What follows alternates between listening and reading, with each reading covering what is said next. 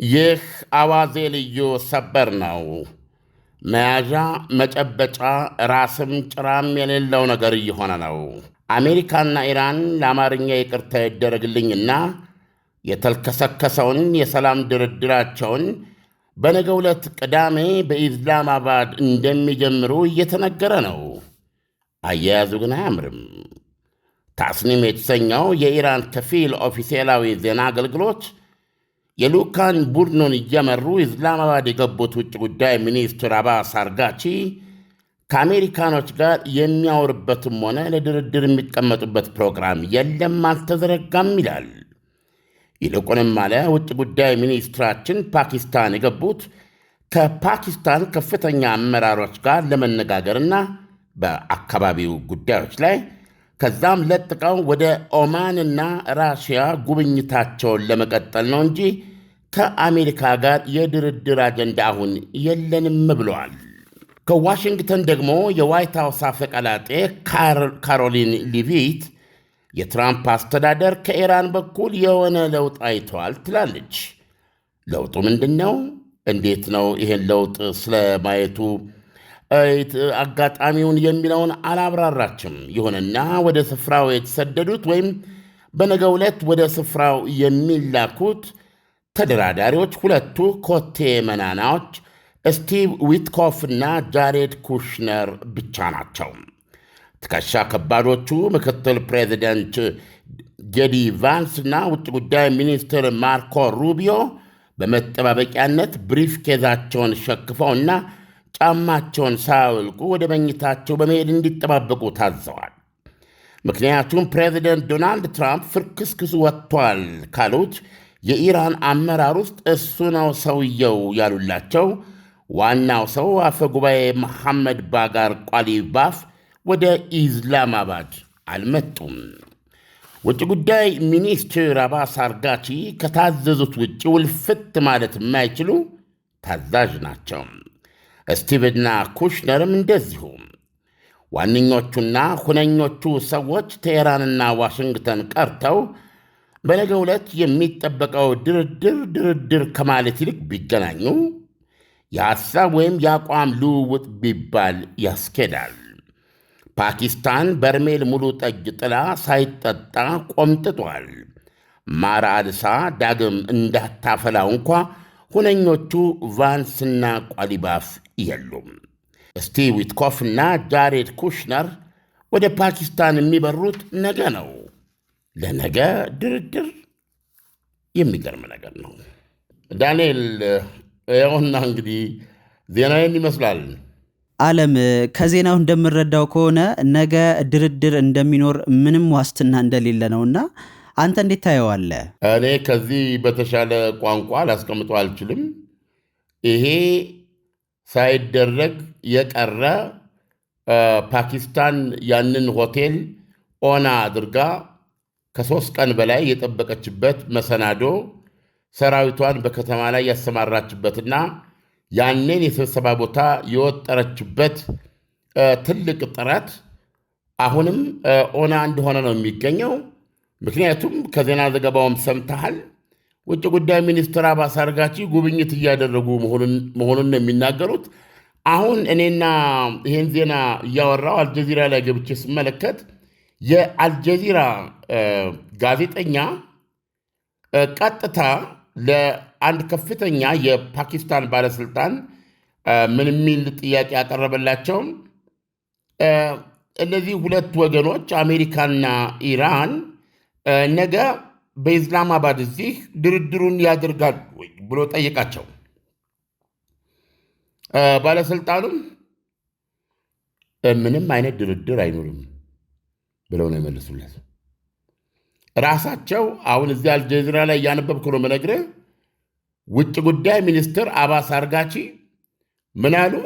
ጉብኝት ላይ ነው ያለሁት። አሁን ፓኪስታንን፣ ከዛ ኦማን፣ ከዛ ራሽያን ጎበኛለሁ እና ዓላማዬም በዚህ በእኛ ክልል ስለተፈጠሩ ሁኔታዎች ከነሱ ጋር ለመምከር ነው ብለዋል። ያነሱት ድርድር ሀሳብ የለም ከማንም ጋር እና ለምን ራሱ አሜሪካ ዋናው ተደራዳሪ እንግዲህ ይሄ በጣም ዶናልድ ትራምፕ በቀነ ገደብ ያስቀመጡት እዛ ላይ ምክትል ፕሬዚደንቱ እሳቸው እኮ ናቸው የቀሩት። ምክትል ፕሬዚደንታቸውን ልከው ወሳኝ የሆነ ስብሰባ እንዲሆን አቅደው ነው የመጀመሪያው የተደረገው። ሁለተኛው ደግሞ ከኢራን ብዙ አይነት ማሻሻሎች፣ እሽታዎች አግኝቻለሁ፣ ስለዚህ ስምምነት ለመፈራረም እጄን እያሳክከኝ ነው እና ይሄ ሁኔታ ከተፈጠረ ምክትል ፕሬዚደንቱ በሌላ አውሮፕላን ወደ አሜሪካ ይመለሳል፣ እኔ አሜሪካ አስነስቼ ራሴ ሄጄ ነው የምፈራረመው እስከ ማለት የደረሱበትና ያጦዙት ጉዳይ እንደነበር የማይዘነጋ ነው። አሁን በአሜሪካ በኩል ምክትል ፕሬዚደንቱ አይሄዱም፣ በኢራን በኩል ቋሊባፍ የሉም። ውጭ ጉዳይ ሚኒስትር አባስ አርጋቺም የሚሉት ኧረ እኔ እያለፍኩ ነው በፓኪስታን በኩል ነው የሚሉት። ጃሬድ ኩሽነርና ስቲቭ ዊትኮፍም ትእዛዞች ተሰጣቸው፣ ነገ ትሄዳሉ ነው የተባሉትና እርግጠኛ ነኝ አሜሪካ ኢራኖቹን በተዘዋዋሪ ቢሆን ሊያወሩን ይችላሉ ወይ፣ ሀሳብ ሊያካፍሉን ይችላሉ ወይ የሚል ጥያቄ አቅርባ የተወሰነ ደቂቃ ሊያዘጋጁላቸው የሚችሉ ከሆነ የሆነ ነገር ሰምተው እነዚህ ሰዎች ለመላክ ካልሆነ በስተቀረ በትክክል ነገ የሚደረግ ድርድር ካለ ዛሬ መብረር ነበረባቸው። ሁሉም ነገር አስቂ የሚመስል ዳንኤል። ምክንያቱም ኢራኖች እዚህ ድርድር ላይ ለመካፈል የምንችለው ተኩስ አቁሙን ጥሷል ያሉትንና የወደቦቻቸውን መግቢያም መውጫም ያሳጣውን የአሜሪካ ባህር ኃይል ከበባ በቅድመ ሁኔታ ከተነሳ በኋላ ነው ብለዋል። አሁን ዜናውንም አስገራሚ ያደረገው ይሄ ከበባ ባልተነሳበት ሁኔታ ኢራኖች ለድርድር ወደ ኢስላማባድ ሄዱ የሚለው ኢራን አይኗን ሰበረች ወይም ሸብረካለች የሚል አንድምታ የሰጠና በሰፊው የተዘገበ ነበር። እንግዲህ እየሰማን ያለ ነው ድርድሩ አይካሄድም፣ የአሜሪካ የባህር ኃይል ከበባም አልተነሳም። ዓለም የኢራኑ ቋሊባፍና የአሜሪካኑ ጄዲ ቫንስ ድርድሩ ላይ የማይገኙ ከሆነ ምን አይነት ድርድር ነው የሚካሄደው? እንደገና ደግሞ እነ ቋሊባፍ ለድርድር ሳይሆን ለጉብኝት ነው የሚሄዱት የሚለው መግለጫ ትንሽ ግራ የሚያጋባ ይመስለኛል። እና ኢራኖች ምን እያሉ ነው ያለው? ውጭ ጉዳይ ሚኒስትር አባስ አርጋቺ ከዚህ በፊት የኢራን ዋና ተደራዳሪ ሆነው ሄደዋል። ኦማን ላይ በተደረገው ከጦርነቱ በፊት በተደረገው ረዥም የኒውክሊየር ድርድር ላይ 5 ጊዜ ኦማን ሄደዋል። ከዛ በኋላ ሮም ሄደዋል። ከዛ በኋላ ጄኔቭ 2 ጊዜ እሳቸው ነበር የሚደራደሩት እና እሳቸው ሲደራድ በአሜሪካ በኩል ደግሞ ጃሬድ ኩሽነር እና ስቲቭ ዊትኮፍ ናቸው። እነዚህ ሰዎች ወደኋላ እየደወሉ ከባለስልጣኖች ጋር እየተነጋገሩ ወሳኝ ከሆኑ ሰዎች ጋር ነገሮችን ማሳለጥ ነው ሚናቸው። ቦታው ላይ የሚነሱ በሆኑ ጉዳዮች ላይ ነው ይህ አይሆንም ከተነገራቸው ይዘውት ከመጡት መመሪያ ውጭ ማለት የማይችሉ ተደራዳሪዎች ናቸው። ስለዚህ የእነዚህ አካሄድ ምንድን ነው? የሆነ ፖይንት ላይ ይነጋገሩና በዛ ፖይንት ላይ የደረሱትን ነገር ለሌላ ሳምንት አሳድረው ወደ ሀገራቸው ይመለሱና የባለስልጣኖች ቁልፍ ቦታ የያዙ ባለስልጣኖች ኦኬ ይሄን በዚህ አድርግ ያኛውም ተባብለው እንደገና ይገናኙና እንዲህ እያለ የሂደት ድርድር የሚያደርጉ ተላላኪዎች ናቸው። ኤሰንሺያሊ ቦታው ላይ ቆመው ዶናልድ ትራምፕ ወይም ራሳቸው በአሁኑ እንዳሰብነው ዶናልድ ትራምፕ የኢራንን ድልድዮች መድምጄ የኤሌክትሪሲቲ መሠረተ ልማቷን አውድሜ የድንጋይ ዘመን ውስጥ ጽልመት ውስጥ ከልሳታለሁ ያሉትን ዛቻ ተግባራዊ ከማድረግ ያቀበ አንድ ዕድል ተብሎ የተራዘመ ተኩስ አቁም ነው 15 ቀን። በዚህ ውስጥ አንድ ድርድር ነው የታስበው። በዚህ በ15 ቀን ውስጥ እነዚህ ወገኖች ተስማምተው የዶናልድ ትራምፕን ከፍ ተደርጎ የተያዘ ሰይፍ በወሳኝ መልኩ የሚያስቀር ጦርነቱን የሚያስቆም አንዳች ስምምነት እንዲፈራረሙ ነው እቅዱ። ያም መጀመሪያ ላይ ተደረገ፣ ተፋረሱ። በኒውክሌር ላይ አልተቀራረቡም። ምንም አይነት የኒውክሌር እንቅስቃሴ መኖር የለበትም ለ19 ዓመታት አሜሪካ። ኢራኖች ወይል ማበልጸጋችንን አንተውም በዘላቂነት ነገር ግን ለ5 ዓመት ያህል ምንም አይነት የኒውክሌር እንቅስቃሴዎች አናደርግም የሚል ስምምነት ሰጡ። 19 አሜሪካ፣ 5 እነሱ። መቀራረብ ስላልቻሉ በዚህ ፈረሰ። ወደ ውስጥ ስትገባ በዋነኛነት የድርድሩ ሀሳቦች ጭብጦች 3 ናቸው በአሜሪካ በኩል የቀረቡ። ይህ የኢራን የሚሳይል ካፓቢሊቲ የርቀቱ ቢያንስ እስካሁን ካነበብነው አንዳንድ ነገሮች እንደምንረዳው ከ1200 ኪሎ ሜትር ጀምሮ ወደ ላይ እንዳይመረቱ፣ እንደገና ደግሞ የቀሪዎችም የሚመረተው ብዛት ላይ ገደብ ማስቀመጥ ይፈልጋሉ። ይሄ ደግሞ የሺአ ተራዳ የሚባለው ትስስር ቴሄራን፣ ቤይሩት፣ ደማስቆ፣ ኤደን ወደዚህ ደግሞ ስመጣ ባግዳድ ያለ ሺአዊ ትስስር የሚባለው ግንኙነት እንዲቋረጥ ኢራን ለዚህ ተራዳ ኃይል የምታደርገው የመሳሪያንም ድጋፍ የዲፕሎማሲ ማንኛውንም ግንኙነት እንድታቋርጥ፣ እነዚህ ናቸው 3ቱ የአሜሪካ መደራደሪያዎች። አሁን አዲስ የተጨመረው ነገር ምንድነው? እንደገና ደግሞ ሆርሙዝ ሰርጥን ከጦርነት በፊት ወደነበረበት ዓለም አቀፋዊ ነፃ በርነት እንድትተው ነው። እና ይሄን ካደረገች አገዛዙ በተረፈበት መንገድ ይቀጥላል። ስልጣኑን አጠናክሮ $20 ቢሊዮን በማዕቀብ ከተያዘባቸው 100 እስከ 120 ቢሊዮን የሚሆን ገንዘባቸው ላይ $20 ቢሊዮን ይለቀቅላቸዋል። እና በሶስቱ ላይ የሚስማሙ ከሆነ የማዕቀቡ ይነሳላቸዋል እና ኢራን የዓለም ማህበረሰብ አካል ትሆናለች የሚል ነው። ኢራኖች ደግሞ አንደኛ ሆርሙዝ ሰርጥ ላይ በሉዓላዊነታችን ስር መዋል ያለበት በሆነ መንገድ በዚህ ጉዳይ ልንደራደር እንችላለን ብለው ነው የሚሉት እንጂ እንደነበረው ከ6 ሳምንት በፊት ወደነበረው ከ7 ሳምንት ወደነበረው ሁኔታ ሙሉ በሙሉ ሊመለስ አይችልም።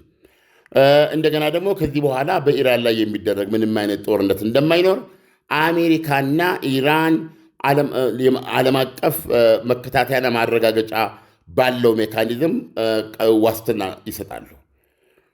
እና ከዛ በተረፈ ደግሞ በዚህ ጦርነት ኢራን የደረሰባትን ውድመት እነሱ $270 ቢሊዮን ነው የሚሉት። በሌላ በነፃ ገምጋሚዎች ደግሞ ከ140 እስከ $145 ቢሊዮን የዚህን ካሳ ይሰጣሉ የሚል ነው። እና ይሄ የተጋትሮ ተራዳ የሚባለው ነገር ለድርድር አይቀርብም ነው የሚሉት። የሚሳይላችንም ጉዳይ የመከላከያችን ጉዳይ ነው፣ ለድርድር አይደርስም ነው የሚሉት። ይህንን አቋም የሚያቀራረባቸው ምንም ነገር የለም። እነዚህ ሁለት ሀገሮች የተዋጉ አይመስልም። ዩሲ ጦርነትም እንደ ሰላማዊ ድርድር መፍትሄ ያመጣል እኮ። ጦርነት የማይመረጠው ሰው ያልቅበታል፣ ትውልድ ያልቅበታል፣ ውድመት ያስከትላል። እዛ ውድመት ውስጥ ከመግባት በሰላማዊ ድርድር መሄዱ ነው የሚሻለው የሚል ነው እንጂ ጦርነትም እኮ አማራጭ ሆኖ ውዝግቦችን ይቋጫል። በኢራን አሜሪካና እስራኤል መካከል የምታየው ነገር ግን እነዚህ ሀገሮች ከቶም እንደዚህ አይነት ደምሳሽ ጦርነት ከ6 ሳምንታት የተዋጉ አይመስሉም። አየህ ገና ልክ ምንድነው የሚባለው በአማርኛ ገና ሁለቱም የወበሩ ናቸው ለግጥሚያ። ስለዚህ እስካሁን ጦርነት ያመጣው ፋይዳ የለም። ለምን? ሁለቱም ሳይዶች ላይ ፍጥጫ እንዳለ ነው የምትመለከተው።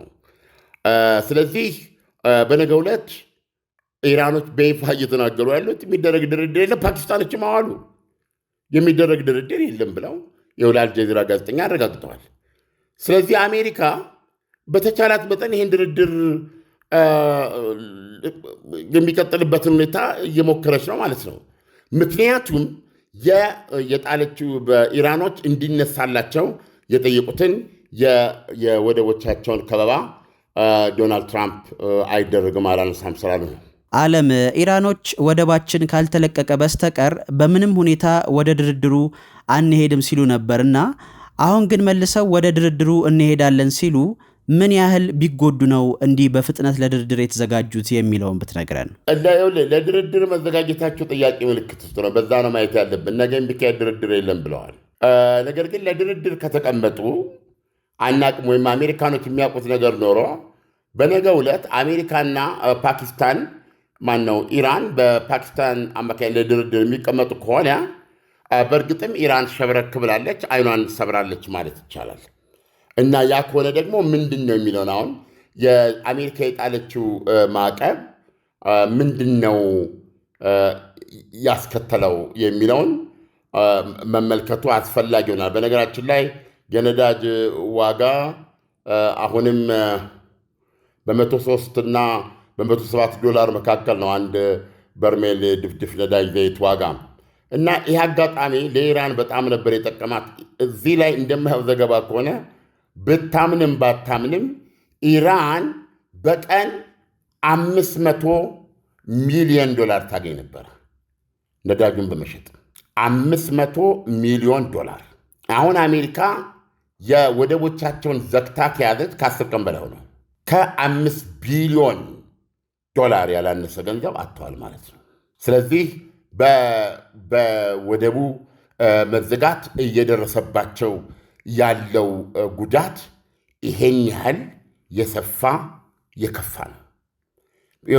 ይሄ በየቀኑ ከነዳጅ 80% ኢኮኖሚዋ ነዳጁ ላይ የተመረኮዘ ነው። በነዳጅ በየቀኑ $500 ቢሊዮን ማስገባት የምትችል ሀገር አንድ በርሜል አታወጣም። በየቀኑ ሉዝ የምታደርገውን አስበው። አንዳንድ ዘገባዎች እንደሚሉት የኢራን ጦር ሰራዊትና ፖሊስ ኃይል ደሞዝ አልተከፈለም የሚሉ ነገሮች አሉ። ስለዚህ ኢራን ውስጥ የተፈጠረውን ነገር ማየት ትችላለህ። ከዚህ በተጨማሪ ደግሞ 20% ኢኮኖሚዋን የሚሸፍነውም ሌላ አይነት ሸቀጥም ቢሆን ከኢራን ወደብ አይነቃነቅም። እንደገና ኢራን እንደ ሀገር የ90 ሚሊዮኖች ሀገር ናት። ከውጭ የሚያስፈልጋትን ሸቀጦች አንድም ሸቀጥ እየገባል። ስለዚህ ዶናልድ ትራምፕ በገንዘብ ደረጃ እየገደላት ነው ብለው ነው መግለጫ እየሰጡ ያሉት። እና ኢራኖች በዋነኛነት ከፈለጉ ድልድይ ማፍረሱን፣ የኤሌክትሪክ ተቋማትን ደምስሶ ጽልመት ማልበሱን ይቀጥሉበት እንጂ አንደራደርም በማለት ከፍተኛ እልህና ድፍረት ነው የባለፈው ማክሰኞ ያሳልፉት። ማክሰኞ የ15 ቀኑ ተኩስ አቁም ቀነ ገደብ የሚያበቃበት ነበር። ዶናልድ ትራምፕ ለሮብ የዋሽንግተን ሰዓት አቆጣጠር ምሽት ወይም በእኛ ለሮብ ሌሊት 10 ሰዓት ገለማ ድረስ እንደሚቆይ ቀነ ገደቡ ገልጸው ነበር። ይሄን እያሉ በማክሰኞ በሮብ መካከል በሮብ ውስጥ ድርድር ካልተጀመረ ዶናልድ ትራምፕ ከዚህ በኋላ አልገለገልም፣ ከዚህ በኋላ የማሻሽለው ቀነ ገደብ አይኖርም፣ ከዚህ በኋላ ሚስተር ናይስማን ትራምፕ ደጉ ሰው የሚባል አይኖርም በማለት የማስጠንቀቂያ በማህበራዊ ድረገጻቸው ሲደረድሩ ነው የቆዩት። ይሄን ሁሉ ብለው ኢራኖች ከመጤፍ አልቆጠሯቸው። ብሪንጊቶን ይባላል እንዲህ ያለ ነገር ሲመጣ ያድርጉታ እንደማለት። ስለዚህ ዶናልድ ትራምፕ የቀነ ገደቡን አለመጠበቅ ብቻ ሳይሆን በቃ ኢራኖች ሲመቻቸው ይምጡ፣ በመጡበት ጊዜ ራሳቸው አንድ ወጥ በሆነ መንገድ መፍትሄ የሚሉትን ያቅርቡ፣ ከዛ በኋላ እሱ ላይ ተደራደር የሚሆነውን እናያለን እና የምጥለው ሌላ ቀነ ገደብ የለኝም ብለው ነው የተዉት ጉዳዩ። ሰው በአንድ በኩል ምን ይመስላል? ወይም እሳቸው እንዳሉት ለጋዜጠኞች አታጣድፉኝ፣ ጊዜ አለኝ እኔ፣ ኢራኖች ናቸው ጊዜ የሌላቸው በማለት መልሰዋል። እና ታይም ኢዝ ኦን ማይ ሳይድ ነው ያሉት። ማለት ነው አሁን ለምሳሌ በዚህ ሂሳብ ብንሄድ በየቀኑ $500 ሚሊዮን እያጣች ከሆነ ኢራን ወደ ድርድር አለመምጣቷና አሜሪካም ይህንን የወደብ ከበባና ቀባ የማታነሳ ከሆነ ቀኑ በተራዘመ ቁጥር ኢራን በገንዘብ ደረጃ ትደማለች ማለት ነው። ደግሞ ይንጠፈጠፋል ማለት ነው። ወይ ይሄን አስበው ነው ይሄን ያሉት፣ አለበለዚያም ነገሮች በቁጥጥራቸው ስር አይደሉም እንደማለት ነው። ስለዚህ ይህ የአሜሪካ የባህር ኃይል ከበባ ኢራንን በዚህ ደረጃ እየጎዳች መሆኑን ነው መረጃዎች የሚያሳዩት። በነገራችን ላይ ሶስተኛዋ የዩናይትድ ስቴትስ አሜሪካ አውሮፕላን ተሸካሚ ጆርጅ ቡሽ ትባላለች። ወደ መካከለኛው ምስራቅ እየገባች ነው። ስለዚህ በ20 ዓመት ታሪክ ውስጥ ይላሉ አሜሪካኖች በጋልፍ ሰላጤው አካባቢ 3 የአሜሪካ አውሮፕላን ተሸካሚ መርከቦች ተገኝተው አያውቁም። እነዚህ የአውሮፕላን ተሸካሚዎች እያንዳንዳቸው እስከ 5000 ሰው በውስጣቸው የሚይዙ ናቸው። አብዛኛዎቹ የባህር ኃይል ወታደሮች ናቸው። ሌሎቹ ግን የተለያዩ ስራዎች አሏቸው። ስለዚህ ቢያንስ በጋራ ወደ 12000-13000 የጦር አባላት ወደ ውጊያ የሚያመጡ ናቸው። እነዚህ በጋራ ወደ ራፍሊ ወደ 300,000 የተቃረበ ወይም 287 ወይም 270 ወይም 280 የሆኑ እጅግ የተለያዩ ዘመናዊ ጦር ጀቶችንም ያካተተ ነው የእነዚህ መምታት። እንደገና ደግሞ ቶማሃውክ ሚሳኤሎችን የአሜሪካ የመተኮስ አቅሟን በ3 እጥፍ የሚያሳድግ ነው የሚሆነው ማለት ነው። እሱ ብቻ አይደለም።